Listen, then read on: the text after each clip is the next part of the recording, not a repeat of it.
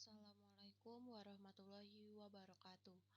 Perkenalkan, saya Rahayu Trilestari dengan NPM 2022 520040. Di sini saya akan menjelaskan tentang siklus perusahaan dagang dari pengunjung datang sampai pembayaran di kasir. Berikut adalah siklus akuntansi perusahaan dagang.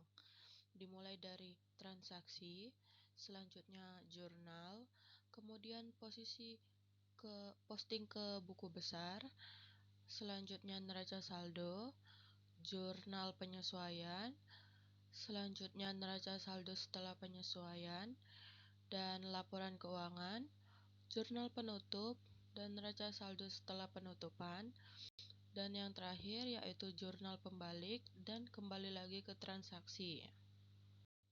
Selanjutnya adalah siklus perusahaan dagang dari pengunjung datang hingga pembayaran akhir.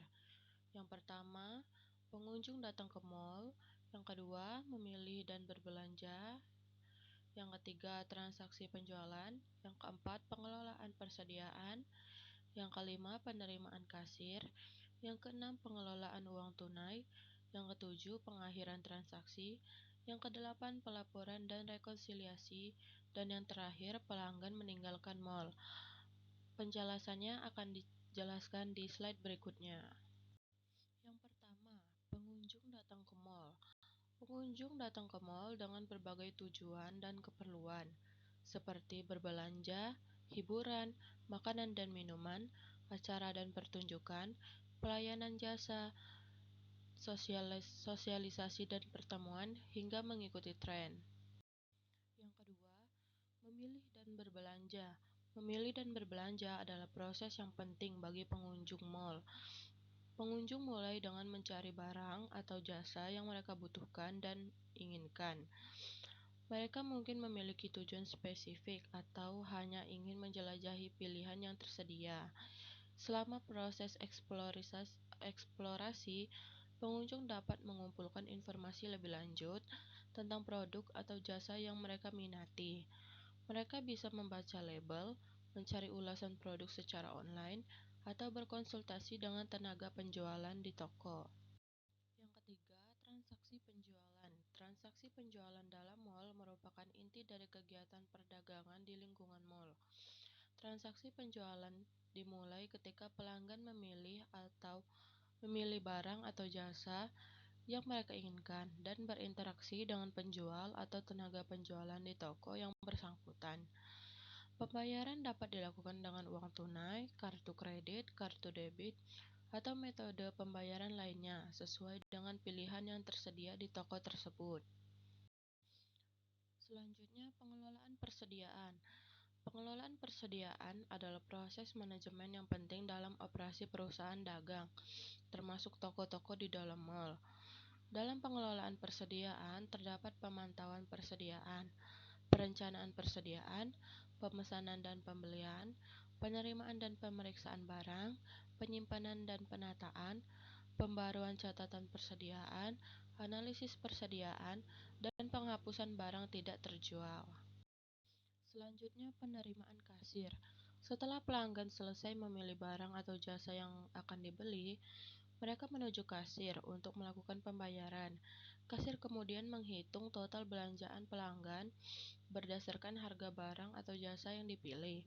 Setelah total belanjaan dihitung, pelanggan melakukan pembayaran kepada kasir menggunakan uang tunai, kartu kredit, kartu debit, atau metode pembayaran lainnya sesuai kebijakan toko. Kasir memverifikasi pembayaran yang diterima, termasuk memeriksa keaslian uang tunai jika pembayaran dilakukan dengan uang tunai, dan memastikan bahwa transaksi dengan kartu kredit atau debit diproses dengan benar. Selanjutnya ada pengelolaan uang tunai dan pengakhiran transaksi. Jika pembayaran dilakukan dengan uang tunai, kasir menyimpan uang tunai yang diterima dalam laci kasir dengan hati-hati. Uang tunai harus dihitung secara berkala untuk memastikan keakuratan saldo kas. Setiap transaksi penjualan harus dicatat dalam sistem pencatatan toko. Ini meliputi pencatatan detail pembelian, metode pembayaran, dan nomor referensi transaksi untuk referensi dan pelaporan selanjutnya. Yang selanjutnya, pelaporan dan rekonsiliasi. Pelaporan adalah proses menyajikan informasi keuangan secara terstruktur, sementara rekonsiliasi adalah proses memverifikasi keakuratan dan konsistensi informasi keuangan dengan membandingkan dan menyesuaikan data yang relevan. Keduanya penting untuk menjaga kepercayaan dan keandalan informasi keuangan perusahaan, serta memastikan kepatuhan dengan standar akuntansi dan regulasi yang berlaku. Dan yang terakhir, pelanggan meninggalkan mall. Setelah selesai melakukan kegiatan di mall, pelanggan meninggalkan area perbelanjaan.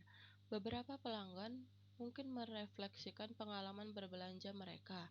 Ini termasuk evaluasi tentang kenyamanan, kepuasan dengan layanan pelangganan, kualitas barang atau jasa yang dibeli, dan keseluruhan pengalaman berbelanja di mall tersebut. Itu saja penjelasan dari saya. Terima kasih. Wassalamualaikum warahmatullahi wabarakatuh.